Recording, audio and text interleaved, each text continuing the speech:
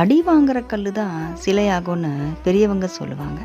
ஆனால் நான் என்ன சொல்வேன்னா, சிலையாகிற கல் எல்லாமே கருவறைக்கு போதான்னு கேட்டால் கிடையாது. சில கல் மட்டும்தான் கருவறைக்கு போகுது. சில கல்லுகள் இன்னும் சிலையாகியும் கடையில் தான் இருக்குது. அந்த சிலைகளுக்கும் காலம் நேரம் இதெல்லாம் வர வேண்டியதாக இருக்குது. அதெல்லாம் வந்தால் தான் கடவுளான ஒரு சிலை கூட கருவறைக்கு போக முடியுது. கடவுளுக்கே இந்த நிலைனா அப்போது நமக்கெல்லாம் என்ன நிலை பாருங்கள். நம்மளும் கஷ்டப்பட்டுட்டு தான் இருக்கோம், உழைச்சிட்டு தான் இருக்கோம், வாழ்க்கைன்னா என்னன்னு புரிஞ்சுக்கிட்டோம், நிறைய அடிபட்டுட்டோம், சிலைகளாக இன்றைக்கி செதுக்கப்பட்டு தான் இருக்கும். ஆனால் நமக்குன்னு ஒரு அங்கீகாரம் கிடைக்கல. நமக்குன்னு ஒரு நேரம் காலம் எல்லாம் வரணும். அதை வர வைப்பார் நம்ம முருகர். அது வரைக்கும் நம்ம கொஞ்ச காலம் காத்திருந்து தான் ஆகணும். ஏன்னா கடவுளுக்கே அந்த நிலை. அப்போது நமக்கெல்லாம் காத்திருக்கிறதுல கொஞ்சம் தப்பு இல்லை.